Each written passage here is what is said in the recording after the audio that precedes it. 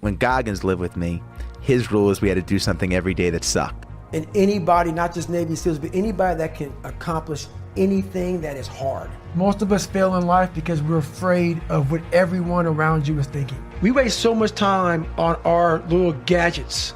It's unreal. And we talk about we have no time. Don't hit the snooze button. Why don't you hit the snooze button? Because you wake up already failing. Because motivation's crap. Motivation comes and goes.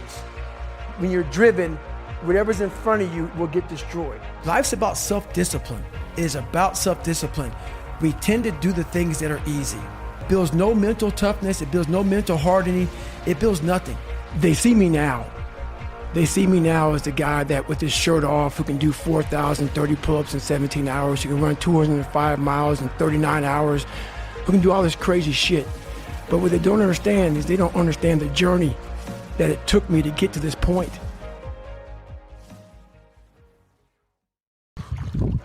Never forget to train your fucking mind. In life, a lot of us work our fucking ass off trying to get to a better place, a place that makes us feel better about ourselves. Some people want to do ultra races.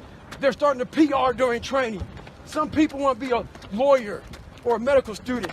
So they're taking these practice tests and they're fucking crushing the practice tests. But guess what happens? Once you get to the actual fucking event, your mind isn't ready. Your mind's not prepared. You've been studying, you've been training, you've been working out, but your mind's not prepared. Story for you. When I was 19 years old, I was going through the Air Force trying to be a pararescueman. I was doing push-ups, sit-ups, swimming. I was doing all this shit, knocking out of the park. One of the best in the class. But the second a fucking obstacle got in my fucking way, I wasn't prepared for it mentally. I was a beast. All I was doing was I was training a bigger, stronger, faster quitter. You gotta train your fucking mind for all obstacles that might get in your way. Stay hard. If you wanna be great, you wanna be the baddest motherfucker ever at what you do, you're gonna be misunderstood by everybody because you're gonna be so fucking obsessed and so driven to get there. That's what it takes. It takes every second of your fucking life. Anybody says balance? Yeah, balance is important for a lot of fucking people. It is. But if you want to fucking go to that edge where people do not like you, don't understand you, question everything you fucking do, you've arrived. When you are misunderstood to the point where fucking people think you're psycho and you're nuts and you're this and that, why are you in the fucking gym at 1 o'clock in the fucking morning? You just got to doing an op for fucking 13, 14 hours after Ranger School, man, at the gym. What's wrong? You will never understand what is wrong with me. And that's why I'm so fucking glad you don't, because I'm in the right fucking spot. When people don't understand you anymore, you're in that spot of obsession and drive where people are like, what the fuck is wrong with this guy? I don't want to talk to you, man, because you're not going to get it. You're not the smartest person in school. I had that issue. So my big thing was how I addressed that problem was each thing that is wrong with you has to be a focal point. You can't look at this gigantic list and say, I got to change all this shit. My God, this is crazy. No, you take off the first one. I want to be smarter. For me, that was my thing. I have to become more intelligent. I have such a severe learning disability. Man, I can't retain shit. I had to now get that one thing and then strategize in that one problem. How can I do this? I'm not going to learn like you. I'm not going to learn like anybody else. How am I going to figure this out? So I then figured out, okay, where are my strengths here? Where are my weaknesses in learning? All right, man, how am I going to do this? And I figured out a way to do it by just strategizing. So how I learn to this day, if I have a big manual to study, I will have to get a bunch of spiral notebooks from the daggone store. And each page, I have to write each page out, maybe 10 times. So there was a 1,000-page dive manual that I got 18 months before I went to dive school. Most people, I'm not smart, I'm gonna go see if I can pass this test. I realized, hang on a second, I'm not smart. How can I get past this? How can I get through this obstacle? I need to acquire this book 18 months in advance because it could take me 18 months to write down each page over and over again to then put it to memory. So when the question came up, I had written that question so many times down on paper that I can recall, okay, page 71 was where I remember seeing this, and I can recall it that way. And that's how I did it. So you got to strategize on each problem you have in life. Slowly break down that problem. Don't think about all the problems you have, just one at a time. And before you know it, you fix all these problems, but you cannot focus on all of them. Just on the one thing at a time. So today, I decided to try to PR my long run. So the first half of the run, I'm feeling great. My mind is clear, nothing going on. Think about nothing but just my running pace, what I'm doing, my breathing, everything like that. Get to mile 15, I turn around, and the demons start to creep in. That inevitable wall is creeping up on me. When you push so hard, something's about to give. And I start to give. My mind started to break down. I started feeling my legs starting to hurt. I started feeling dehydrated. Started feeling sorry for myself. Started looking around. No one knows I'm fucking out here running. Why don't you go ahead and just stop? Call your girl, have her pick you up. And that's when I feel like a little bitch. And this is when your mind has to fucking change. You gotta start thinking, I'm the grittiest motherfucker in the world. Your dehydration? Fuck it. Lick your motherfucking lips. Your fucking legs are all sore. You feel like you got shin splints and stress fractures. No, you don't. You got sore fucking legs. Get out of your head and stay hard. Life beat me the fuck up bad. I mean, I was knocked out in the 12th round of a 15 round, heavyweight bout.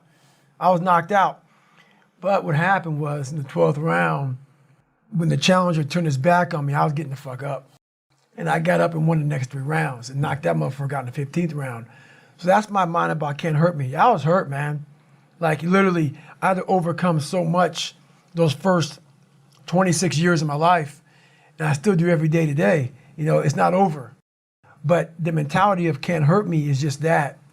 No matter what's in front of you, man, you have to face, you have to confront, you have to overcome and move forward. So my father, some of the kids that bullied me, my learning disabilities, all these things I went through in life, stuttering, has so many different issues, failing and failing and failing, I had to overcome them. Or they would have overcame me. People have a hard thing understand. I hate to run.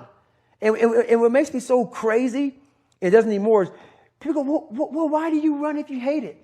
What are you talking about? I don't want to take showers and eat either. I hate that too. That's life, man. It wasn't until I changed that mentality that I became somebody. I hated going to school. So guess what? I was dumb as shit. But if you can get through to doing things that you hate to do, on the other side is greatness. That's what people don't understand. By me running, I am callous in my mind. I'm not training for a race. I'm training for life. I'm training for the time when I get that 2 o'clock in the morning call that my mom is dead or something happens tragic in life. I don't fall apart. I'm training my mind and my body and my spirit so it's all one, so I can handle what life is going to throw at me. Because the life I've lived, it throws a whole bunch at you. And if you're not physically and mentally prepared for that, you're just going to crumble. I was at military free fall school with Morgan Luttrell. Marcus Luttrell, if you guys don't know, was the lone survivor, the guy. He was in a bad op went bad. He was the only Navy SEAL that lived. Long story short, you got to get the book, read Lone Survivor, great story. Morgan is Marcus Luttrell's twin brother, and I was there with Marcus. So what happened was myself and Morgan were in free fall school. At the same exact time, Marcus was in the worst incident in SEAL history. So I knew that Marcus might be dead. He wasn't dead, everybody else was dead. So I actually brought Morgan, I actually told Morgan, hey man, your brother was in a bad incident. I don't know if he's alive, I don't know what's going on. Long story short, Marcus is alive, and I go on to want to raise money for families. All these guys died, they all had kids. I want to raise money for the Special Operations Warrior Foundation. It's a foundation where 100% tuition goes to these kids to go to college, full tuition, whatever. So I found this great foundation. I'm going to raise money for it. So I said, you know what? I have to Google something that's evil, something very hard. I knew nothing about ultra marathons. I hadn't even run a marathon. I knew nothing about this world. So I Googled the top 10 hardest races in the world. And what comes up is a Badwater 135. It's a 135-mile race through Death Valley in the summertime. I thought it was a stage race. I thought it was a race where you run like 20 miles, set up camp, barbecue outside and then go run some more the next day. So I called the race director up at the race and said, hey, Chris, his name is Chris Kosman, I want to do your race. So we had a long conversation. I was much heavier then, and I hadn't put running shoes on in over a year. I'm around between 240 to 270. My weight has varied a lot through the SEAL teams and out of the SEAL teams, so I was a heavy guy. But the long and short of it all was I hadn't put running shoes on in over a year. I was a big-time power lifter. I lifted weights heavy. That's what I did. I got back home from Iraq, went straight to free fall school, and then this happened. So I called Chris Kosman up on a Wednesday. He says, look, man, the only way you can qualify for my race is to run 100 miles at one time in 24 hours or less. There happened to be a race that Saturday, so 4 days later. And he said, if you qualify by running 100 miles or less in 24 hours, I will consider you my race. I'm gonna cut to the chase. I signed up for this race. It's called the San Diego One Day, where you run around a 1 mile track for 24 hours to see how many miles you can get. My goal was 100 miles. So I got to mile 70, and I cleared 70 miles in like 12, 13 hours pretty quickly. But I was done. My feet were broken. I was stress fractures, shin splints, muscles were tearing. I was in bad shape. No water, didn't know what the hell I was doing out there. Had on some tube socks. It was just ridiculous. It was a clown show. So I sat down at mile 70, and at this time I was married. And I look at my wife and I was like, I'm messed up bad. So I literally start to turn white. And when a black guy turns white, you're pretty f***ed up. Here I am, I'm all f***ed up in this chair. I'm at mile 70, I think I got 30 miles to go. I'm jacked up. I gotta go to the bathroom, and the bathroom's like 20 feet from me. It's a porta potty. I can't get out of the chair. So I'm peeing blood down my leg, pooping up my back, and I got 30 miles to go. And I can't stand up because my blood pressure's all messed up. I've been in 3 hell weeks, Ranger school, overcome so many obstacles in my life. This last 30 miles of this race is when I realized a human being is not so human anymore. We have the ability to go in such a space if you're willing to suffer, and I mean suffer. Your brain and your body, once connected together, can do anything. And this 30 miles was the life-changing moment. I was out of it. I was in the worst pain in my entire life. I was, to me, on the brink of death. And I was able to chunk this 30 damn miles into small pieces. I was so driven, and I'm not gonna say motivated because motivation's crap. Motivation comes and goes. When you're driven, whatever's in front of you will get destroyed.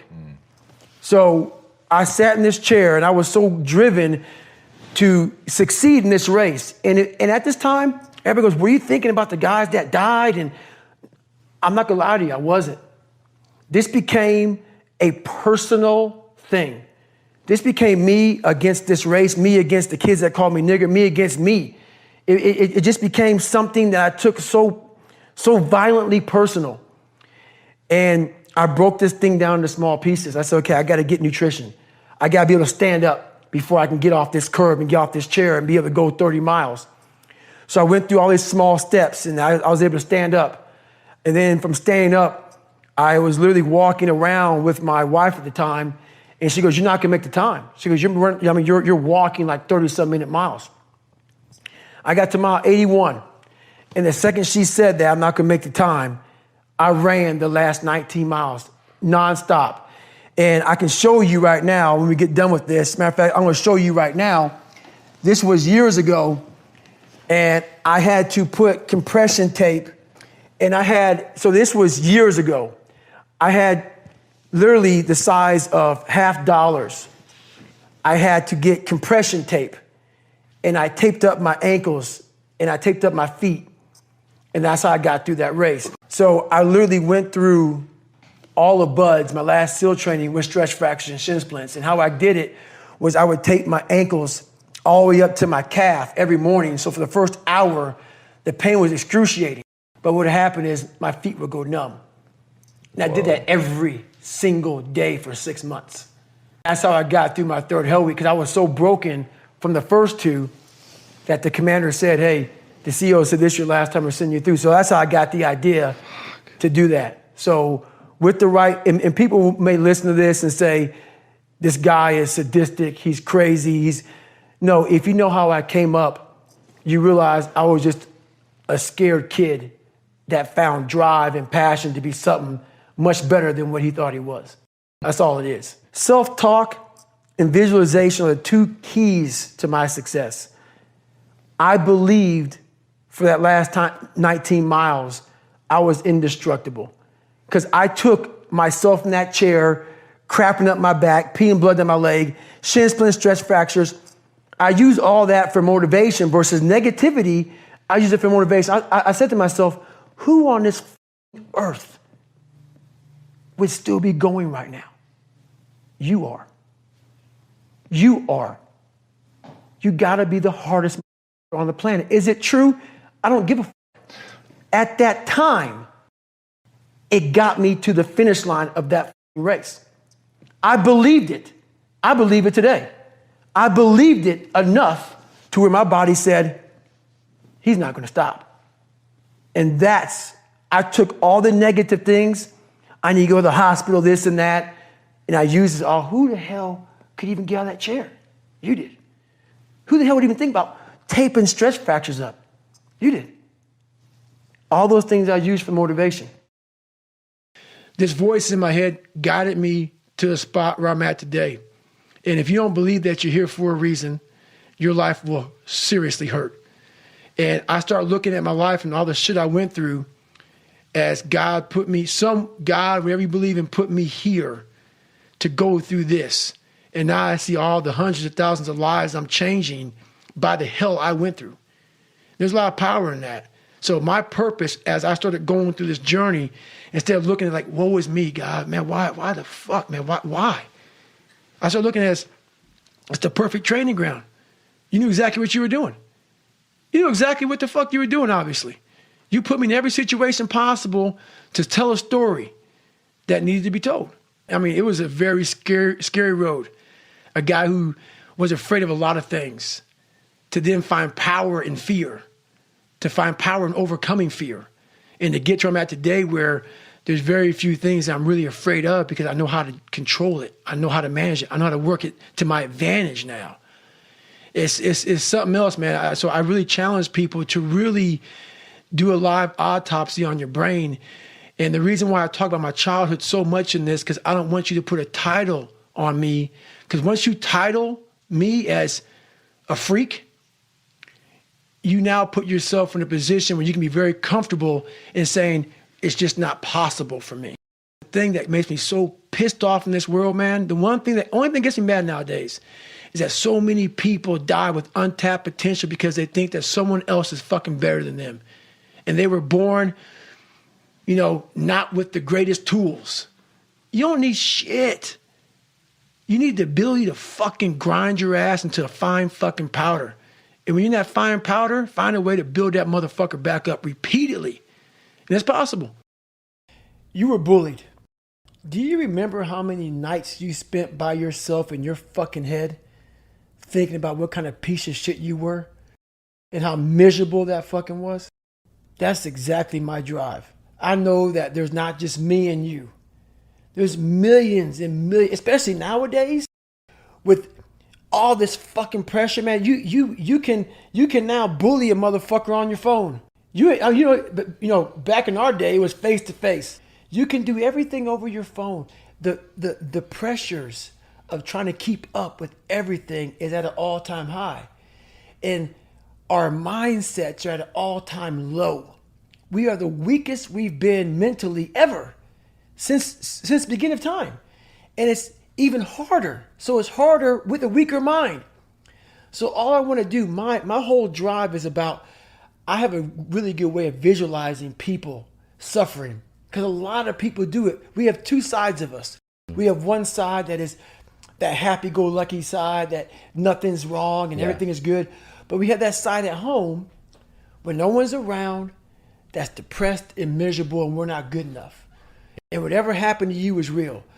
So that's my drive. I want to make sure that I give people as much power as I can So when they get up every fucking morning, they know that, hey, I have the ability to not only survive in this world, but thrive in this world just by the mere fact of hearing about my story.